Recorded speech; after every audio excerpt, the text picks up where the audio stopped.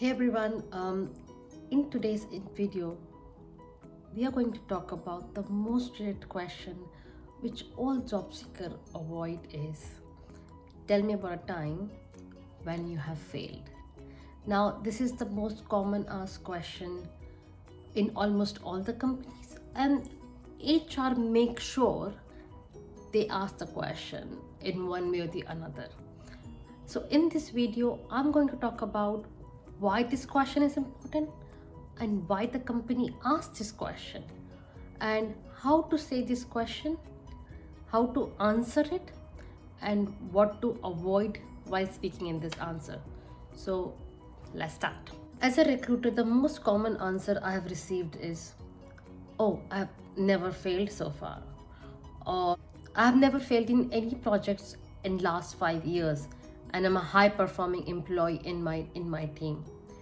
Or they would say something like that, if I fail, I would do like this, or I was fired because I did not like my boss. If you are saying all these answers, then I would suggest forget all this you have said, and you need to see this video till the end to see how you can answer this question. And also, if you let's say if you're answering the question and you are too vague, or you don't give too much detail about the answer, your answer is still not gonna fly in the interview. So what do the company is looking for? What do they want? What kind of answers do they want from these kinds of questions? Company, any company or any HR or hiring manager wants to know your story, your challenges, and most importantly, what you have learned so far from these challenges.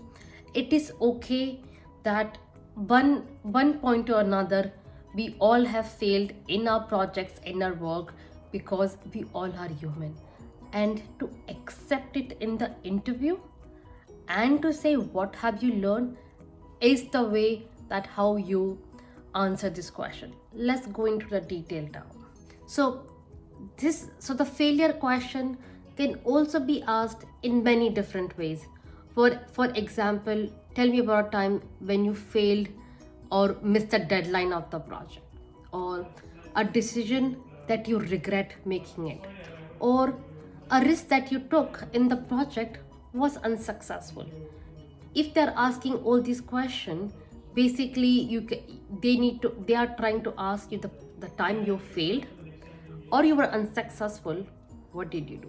So let's say if you say something like that, or the quality of your answer, the answer you say something like that is, I missed the deadline of the project and that costed me $100 million to my company. If you're saying this in an interview, you should definitely not say it. This is not gonna fly. The answer should talk about two things. If you miss a deadline, first talk about what was the deadline, and the second thing, talk about what were the consequences that you had when you missed the deadline, and third is what did you do once you missed the deadline and what happened after. So the structure of the answer should have two important things. The first is the quality of your answer. Please don't miss out or don't give any vague details when you're talking about this important thing. I know you're talking about the failure about this example, but do not miss out the detail. So talk about the detail of what did you fail, how did you fail, and when did you fail. So the quality of the answer is important. And second thing is, instead of focusing you failed, focus on the answer, what did you learn in the project, or what did you learn while you have failed. So if you say in this answer you are talking about your failure, but at the same time you're talking about what did you learn, and let's say you failed the project and you learned something, and make sure how do you say things differently now, make sure that you say in the answer. So moving on, I make a checklist or I do something so that I don't repeat this mistake again. That's what they want to know. You failed, and what did you learn?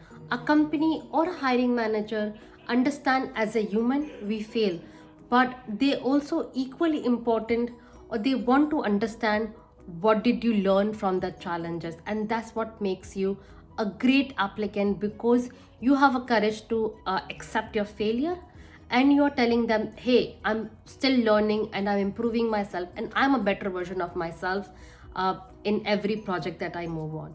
And if you do that, you will have a great interview experience, and an interviewer will have a great candidate experience. And before we end this, I would also suggest you to prepare around 2 or 3 stories along these lines. And if you're a senior candidate, you should prepare minimum 3 or 4 stories, because as an interviewer or as an hiring manager, they would like to assess you from different angles and from your different stories. And preparation is the key for the every interview. As you prepare the answers for the other competency based question, I would suggest to prepare answer for this as well, because this is the most unavoidable question which every company asks. So prepare for this and you will be all fine. So all the best, wish you luck.